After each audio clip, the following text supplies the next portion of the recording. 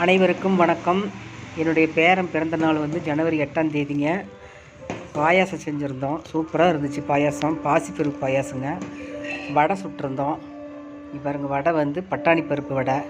அந்த வடைப்பருப்பு as usual வெங்காயம், பச்சை மிளகாய், வரமிளகா கொஞ்சம், இஞ்சி, பூண்டு, சோம்பு எல்லாத்தையும் போட்டு மிக்சியில் அரைச்சிட்டு உருண்டை பிடிச்சி வச்சுட்டு எண்ணெய் காஞ்ச உடனே எண்ணெயில் ஒன்றொன்னா தட்டி வச்சுட்டு போட்டாச்சு.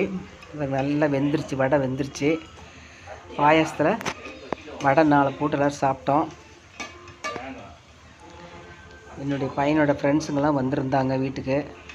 நிறையா கிஃப்ட் வாங்கிட்டு வந்து கொடுத்தாங்க என்னுடைய பேரனுக்கு. வடை வெந்துட்டு இருக்குது. ஜவ்வரிசியெல்லாம் போட்டு செஞ்சோம்னா, சேமியா போட்டு செஞ்சோம்னா பாயாசத்தை வந்து நெஞ்ச கறிக்கும், சாப்பிடவே முடியறதில்லைங்க. அதனால் வந்து பாசிப்பருப்பு பாயாசம் தான் செஞ்சுருந்தோம். சூப்பராக இருந்துச்சுங்க. மறுபடியும் இன்னொரு இடத்துல வடை சுட்டுட்ருக்குறோம். வடை வெந்துட்டு இருக்குது பாருங்கள். மாதம் ஒரு நாளைக்கு வடை சுட்டு சாப்பிடுங்க நீங்களும். பாசிப்பருப்பு வடை உடம்புக்கு நல்லது தான். தேங்க்யூ.